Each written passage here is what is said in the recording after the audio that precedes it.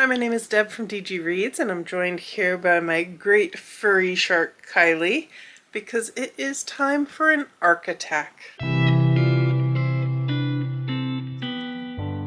Okay, this video has absolutely nothing to do with sharks, but I couldn't resist the play on words or the opportunity to put Kylie in a shark costume because she's adorable. But really what this is all about is getting to some highly anticipated reads with some of the arcs that I need to catch up on. I'm really wanting to get to some of these books before they hit the shelves, so I'm going to be kind of picking my TBR as I go with a priority of getting to the books that will be coming out in the next month and a half probably, but we'll see how it goes. I do know that I have a mix of options from thriller to fantasy to horror to short stories to magical realism. Hopefully there'll be something to intrigue you with my spoiler-free reviews, so settle in. We're heading out into uncharted waters, and be sure to watch for furry shark fins.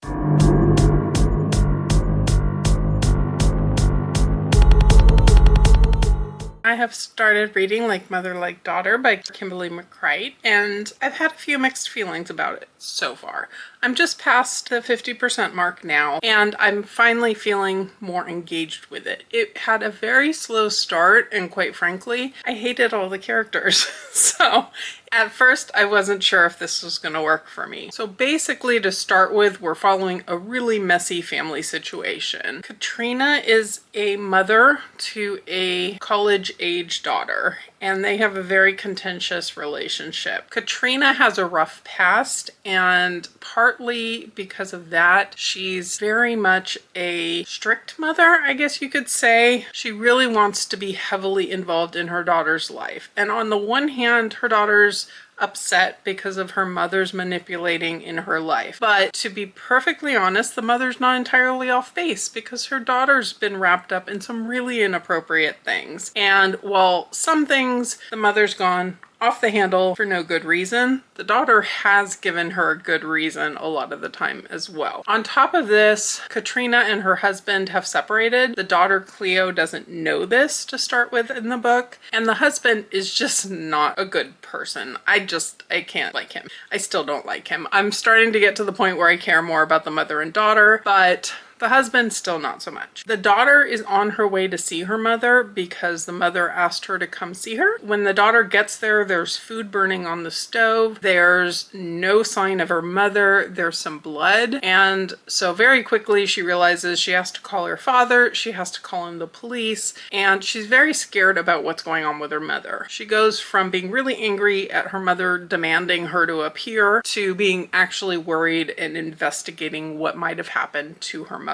We're getting a lot of flashback chapters from Katrina's POV where we see what her life has been kind of in the lead up days. She's been in a relationship with someone new, and that has had some complications. She's been investigating some things on her own related to that. So there's just a lot of moving parts. The chapters where we're in Cleo's head, I've struggled with the most initially because Cleo just is, to some extent, a spoiled brat, I would say. She's very hard to kind of side with. As she's getting more concerned for her mother and as she's giving us more information through her chapters, I am liking her POV a lot more. I also appreciate that as she starts to learn more about her father, she's not buying into him being the good parent he wants to pretend to be. So with all of this going on, I am now fully invested and looking forward to continuing on with the book. So I'll be back once I have some final thoughts. Okay, I have now finished Like Mother Like Daughter, so trying to formulate some final thoughts for you. I wound up liking the second half of the book a lot more, although I wouldn't necessarily say that I fell in love with any of the characters. I did appreciate the mom and daughter duo more. As we got further in the book, there was some character development. We got more information about the mom Kat's backstory and why she was the way she was and things that her daughter didn't know about her. That opened Cleo's mind a little bit more about her mother's character. I really liked that kind of path of discovery. There were some twists about Kat and what she was up to that I didn't anticipate. I'm not sure that I missed things that I could have figured it out on my own versus it just being a big swerve, but it was interesting to see how everything came together. I don't think I mentioned it in the earlier update, but there are little snippets between each chapter from pretty much the beginning of the book about some sort of lawsuit about a drug that caused issues with babies when mothers took it while pregnant. And that felt very disjointed to me throughout much of the book because it really didn't seem to tie in. And ultimately it does tie in by the end, but it's one of those things where I think I could have used a few extra clues as to what was going on, so I could have started to piece some of it together myself. Overall, I still like this one. It was a 3.5.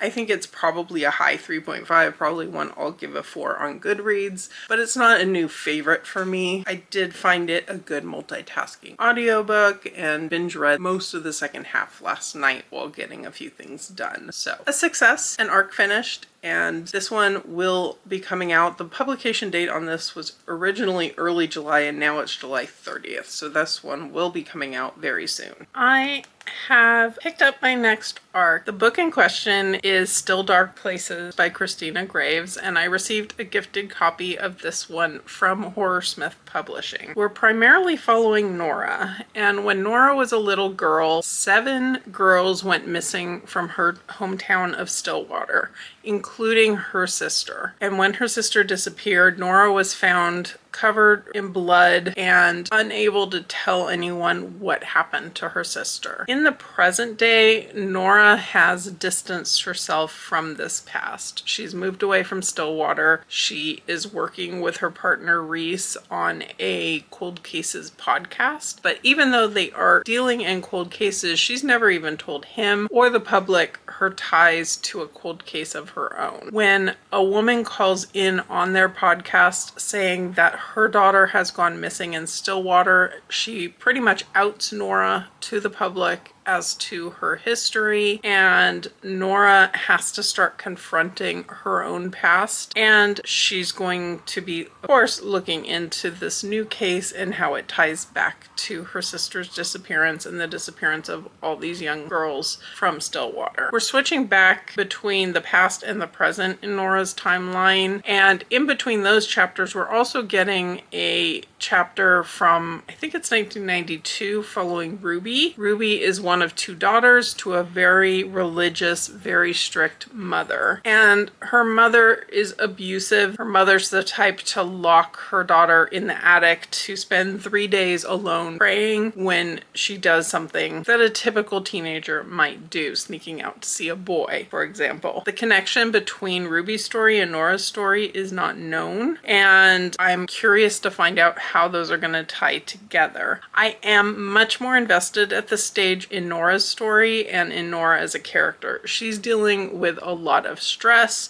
She's dealing with panic attacks, and she's long-term had nightmares tied to her experience, and she pushes people away. Her podcast partner Reese really cares about her, and she's pushed him off because she doesn't really feel like she can be in any sort of relationship. So I didn't know a lot about this book going into it, but I was really quickly drawn in by Nora's story. I'm liking Ruby's chapters, but they're just not quite calling to me as much. But I think once I get further into the book and once the storylines start to have more connection in my mind, I think I will feel a little more drawn in by Ruby as well. I am currently at 49%, so I will be continuing on very soon and come back with final thoughts. Once I sit down to read this one, it goes pretty quickly. So I'm glad that I decided to pick it up, even though I'm a little bit after the fact on publication day for this one. I'm back with final thoughts on Still Dark Places. The second half of this book really took off in terms of it being more twisty-turny and things coming together that we didn't originally kind of know how the different storylines were going to match up. We get one more POV later in the book, which I enjoyed as well. And ultimately, I read the last 45% or so in one sitting because I just wanted to know answers. I really feel for our character Nora, especially, and the other women in this book in general, but there's so much to her story that she was kind of protecting herself from all these years that she's having to confront, and she goes through some really rough and scary things along the way. I did predict a few of the twists and turns to the story, but there were also surprises, which I enjoyed. Absolutely check trigger warnings on this book because there is a lot of really graphic child abuse going on with some of the timelines. There's not so much graphic, but there is sexual assault and rape, and obviously the whole story begins with missing girls, so that goes some pretty dark directions. So do beware if any of those types of things could be triggering. One of the interesting elements of this book, and something I do tend to like, is the question of what is going on. Is it people behaving badly? Is there something supernatural going on? We have a setting in here that's known, I think it's called Skull House, which is a very creepy setting. We see it in multiple timelines. It's creepy in all of them. We are left to question what is real, what is imagined, what potentially could be going on maybe outside of the natural realm. And I really liked how the author played with that and made that work through the book. It's not the type of book that you can expect everything to end up with a happily ever after, everything tied in a neat bow, but I think it did really well at everything it was trying to accomplish. And in the end, this one winds up being a 4.5 for me. It's not quite a 5-star, so it'll be a 4-star on Goodreads, but I really enjoyed it. This one was a pleasant surprise, so I am happy to be able to report that.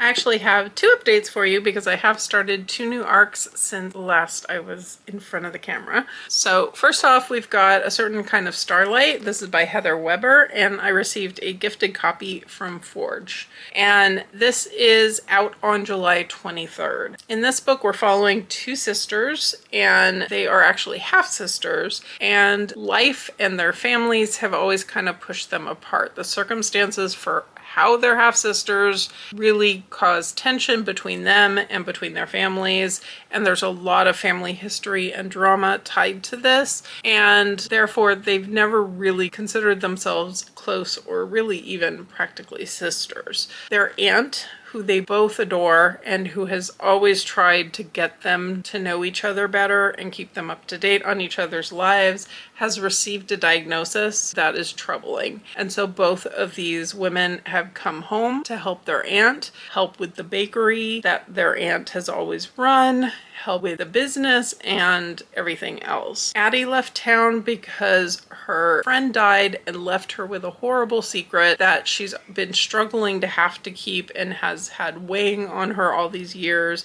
And that's why she's stayed away from town. Now that she's coming back, she's having to confront that and figure out how she's going to handle it. This is a family that has always had a kind of magical ability to see the bright sides of things. And for Tessa, she's lost that ability. She's stuck in kind of darkness. Her grandfather, who is unrelated to the rest of the primary family in this book, really wants the land that they hold. And Tessa's going to gain access to that when she turns 25, which is coming up very quickly. And there's a lot of family tension put on her that she hasn't shared with the rest of her family. This is a magical realism story. Once upon a time, a star fell to Earth, and that has left behind kind of an almost supernatural aura to the field near this family home that this family owns, the field that Tessa's grandfather wants to get from them. It puts out beautiful light. There's also kind of magical starling birds around, and it's a very cozy, I would say, read. It's a little more slice of life than plot driven than maybe I would have preferred. It hasn't 100% hooked me in. At the same time, it's beautifully written. I'm enjoying it when I'm reading it, but it's also fairly easy to put down at any given moment. So I think it's the book that works really well for me right now for multitasking when I need to do some housework, when I need to do some light work at work. All of these things are working out pretty well for me. I do also have the audiobook for this from NetGalley and Macmillan Audio, and it has dual narrative for the two sisters as we're going back and forth between their POVs, which I am really enjoying it in that format. It's working out very well for me. So it has a lot of Southern charm. It's a little bit on the slow side, but intentionally so. And I am really eager to go ahead and continue on with this, and I'll let you know my final thoughts. And then the second book that I have is The West Passage, and this is by Pechaček. And this one just came out on July 16th. I have the gifted e-arc from TorDotCom on NetGalley. The book begins with the death of the guardian of the West Passage, and she hasn't named a successor, which is their usual methodology. And she has an apprentice who's been studying under her. He feels that he is ready to take on this role, but really what she's left him with is the task to deliver a message. So that's what he's off to do. And she was stationed at the Grey Tower, and the women of the Grey Tower are the ones responsible for death. And they have a whole ritual around her passing away. They feed her to the crows, in fact. And in the process of this, a mask is broken. And it is a ceremonial mask. It's important to their culture, but somehow in the process, it does get dropped. It does get broken. They kind of bind it back together, but there are worries that this may have brought down a curse, brought down some bad luck. They don't know. We're following one of the apprentices at the Grey Tower as well, one of the kind of higher level ones as I'm interpreting it, and she is our POV character for that setting. As we get a little bit into the story, we're already seeing that things are going wrong. The weather is not supposed to be turning to winter already, but it is. The rats are fleeing, there's snow coming down, and there's a lot going on. This world is really interesting. We've had a lantern that's basically a carriage that you can take places, and it's controlled by whistling.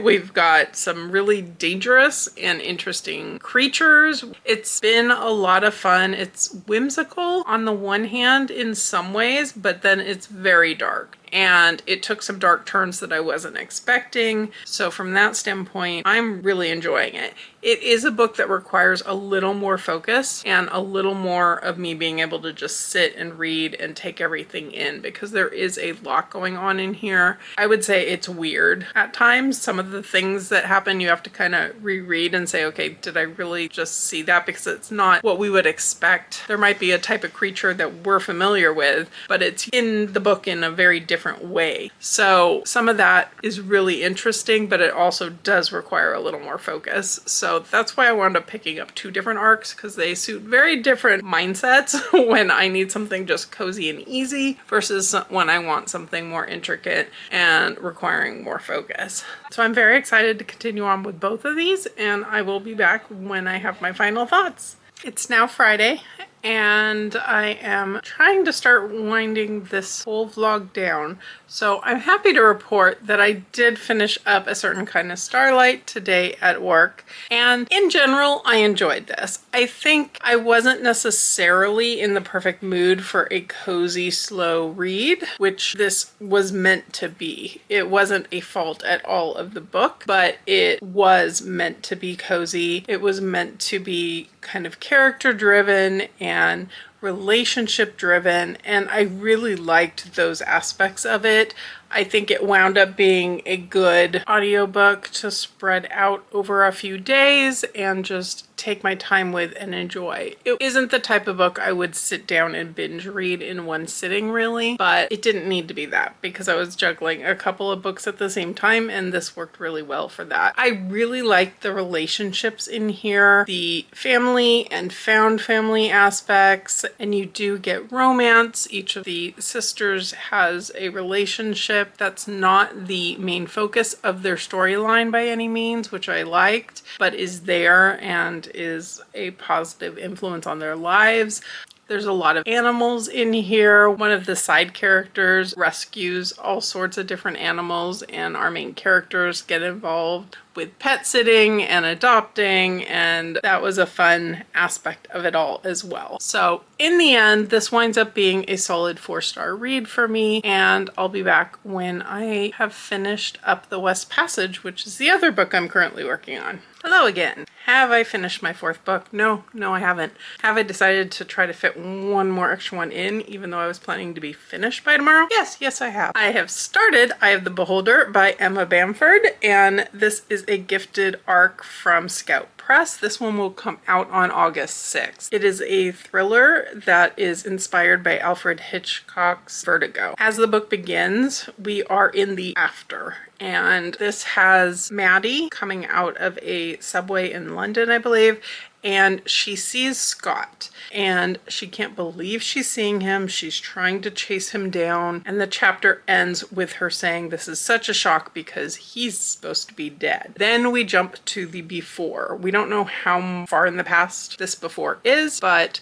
in this before, Maddie is still our central character. Maddie is traveling to a remote location in Scotland. It is the fancy home of her newest client. Maddie is a ghostwriter, and she's there to write about Angela. Angela is a very reclusive, very successful person in the realm of aesthetics. It's meant to be an alternative to plastic surgery, more natural, perhaps less showy, and she wants a book written. She had a previous ghostwriter and that fell through for some reason, and she's now hired Maddie on to take this job. And she's a very difficult client. She doesn't want to answer questions about herself. She doesn't want to let Maddie have any information that she herself doesn't control. Angela is not present. She leaves Maddie at her fancy home, really in the middle of nowhere, and she leaves to continue her business, flying around the world, performing her work on unnamed clients. And while she's there, Angela's business partner Scott arrives, and this is the first time we are seeing Scott in the story. Scott seems to be a very nice guy, but Maddie hears from her best friend that he's very temperamental, which she's not seeing personally, but weird things are starting to happen. Food disappearing from the house, a weird nighttime encounter, and there's a lot of questions being raised. I am now about 100 pages in, a little past 100 pages, so about 30%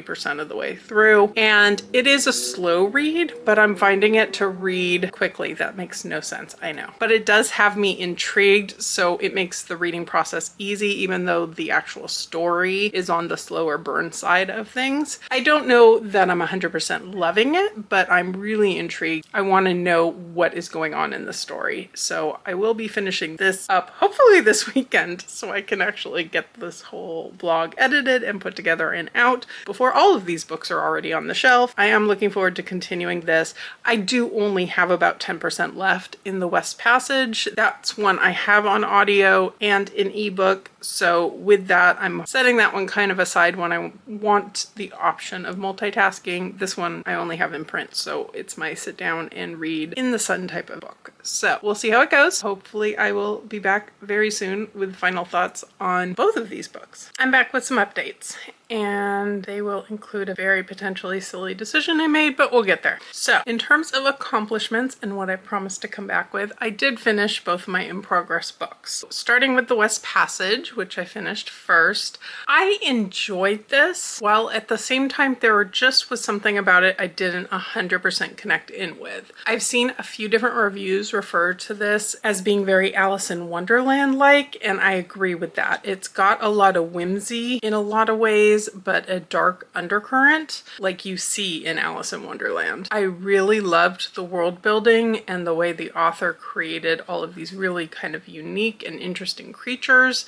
and that really had me wanting to keep continuing the story. That said, in terms of the plot and following what was going on all the time, something just didn't 100% work for me. And I feel like at the end it kind of wrapped up, but maybe I was left with a few unanswered questions also. In the end, I'm giving this a 3.5. It never got to the point where I didn't want to keep reading. There were so many elements of it, and the world and the unique nature of these different towers. The creatures that these towers are kind of in service to, or the people working there are in service to, were really interesting as well. But I still don't 100% feel like, even if I was trying to give give out spoilers, I don't know that I could spell everything out for you. In the end, a little bit of mixed feelings on this one. And then I also finished Eye of the Beholder last night, and that means I read this whole book in a single day, which is not super common for me when it comes to a book that I can only read with my eyeballs. So from that standpoint, it worked really well for me. I do think it's on the slow side, and I did guess all of the twists fairly early on, or certainly well before I feel like I was meant to know what was going on here. So for that standpoint, I don't think it's bringing anything super new to the genre. It's not necessarily one that I'm gonna tell everyone is a must read, but if you enjoy an isolated setting story that does cause some confusion and have a lot of questions to kind of work out throughout the book, there are several twists and turns in here. I did happen to guess all of them, but that may not be the case, especially someone who hasn't read a trillion thrillers like I have. So this was a pretty good time. It's getting a 4-star for me because I had fun with it, even though it wasn't necessarily a big surprise. And then I mentioned doing something silly, and it's now Sunday afternoon. I was hoping to wrap this vlog up here so that I had plenty of time to get it edited and up